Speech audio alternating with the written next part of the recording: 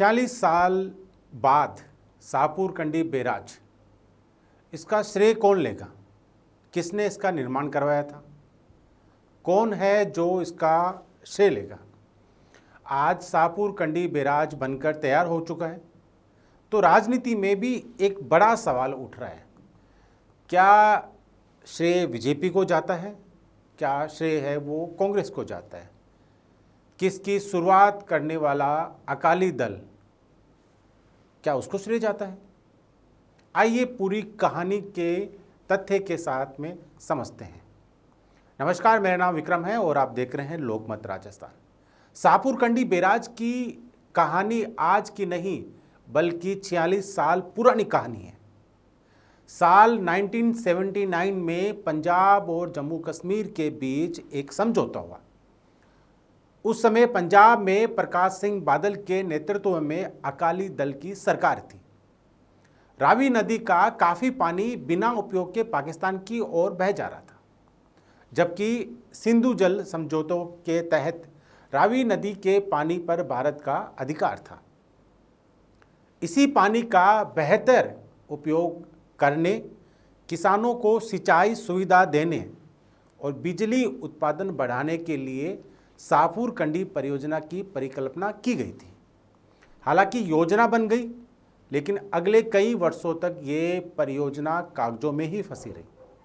राज्यों के बीच विवाद, वित्तीय समस्याएं, प्रशासनिक अड़चनें इसके रास्ते में आती रही। इसके बाद अलग अलग सरकारें आई और गई, लेकिन परियोजना आगे नहीं बढ़ सकी। फिर साल था 2008 का। उस समय केंद्र में कांग्रेस के नेतृत्व वाली यूपीए सरकार थी। कांग्रेस सरकार ने शाहपुर कंडी परियोजना को राष्ट्रीय परियोजना का दर्जा दिया।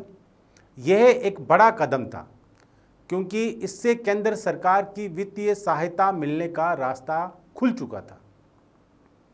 कांग्रेस समर्थकों का कहना है कि अगर राष्ट्रीय परियोजना का दर्जा नहीं मिलता तो शायद ये परियोजना आगे नहीं बढ़ पाती।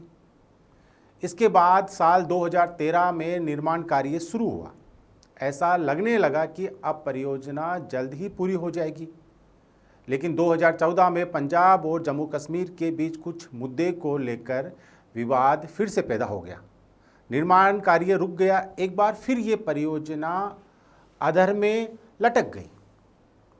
फिर केंद्र में बीजेपी सरकार आई। साल 2018 में केंद्र सरकार की पहल पर पंजाब और जम्मू कश्मीर के बीच एक समझौता हुआ।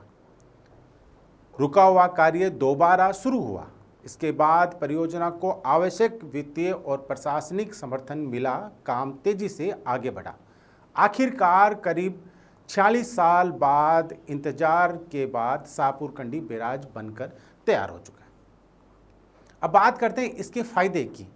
इस परियोजना से लगभग 206 मेगावाट बिजली उत्पादन होगा। पंजाब और जम्मू कश्मीर में लाखों किसानों को सिंचाई के लिए पानी मिलेगा। जम्मू कश्मीर में लगभग 32,000 हेक्टेयर से अधिक भूमि को सिंचाई की सुविधा मिलेगी, जबकि पंजाब के कई जिलों में सिंचाई व्यवस्था मजबूत होगी। सबसे महत्वपूर्ण बात यह है कि रावी नदी का ये पानी जो पहले बिना उपयोग के पाकिस्तान की ओर बह जाता था, अब भारत के किसानों और बिजली उत्पादकों के काम आएगा। अब अगर बात करते हैं श्रेय की, तो तस्वीरें काफ़ी साफ दिखाई देती हैं। अगर परियोजना की परिकल्पना और शुरुआती समझौते की बात करें तो इसका श्रेय अकाली दल सरकार को जाता है। अगर राष्ट्रीय परियोजना का दर्जा और फंडिंग की व्यवस्था की बात करें तो कांग्रेस की भूमिका महत्वपूर्ण रहती है। और अगर वर्षों से रुकी परियोजना को दोबारा शुरू करवा कर उसको पूरा करने का श्रेय है वो बीजेपी सरकार को जाता है। सबसे महत्वपूर्ण प्रमुख यही दिखाई देते हैं। इसलिए इसका एक पक्ष रखना या यूँ कहना कि शाहपुर कंडी बैराज किसी एक पार्टी की परियोजना है, एक पार्टी की सोच है, एक पार्टी की वजह से हुआ, तो ये कहना गलत होगा। बल्कि कई दशकों तक चली राजनीतिक और प्रशासनिक प्रक्रिया का पूरा परिणाम है। अकाली दल ने सपना देखा, कांग्रेस ने इसे राष्ट्रीय परियोजना घोषित किया, बीजेपी ने शासनकाल में वह अपनी ज़मीन पर उतरकर हकीकत बन गया। 46 साल पहले शुरू यह मात्र एक यात्रा नहीं थी, बल्कि एक सोच थी, सालों की मेहनत की सोच। इसका लाभ लाखों किसानों, हजारों परिवारों और आने वाली पीढ़ियों को मिलने वाला है। आपकी राय में इस परियोजना का सबसे बड़ा श्रेय किसको मिलना चाहिए? कमेंट करके जरूर बताइए। और ऐसी ही खबरों के लिए, ऐसी ही योजनाओं के लिए, किसानों की बातों के लिए जुड़े रहिए लोकमत राजस्थान से।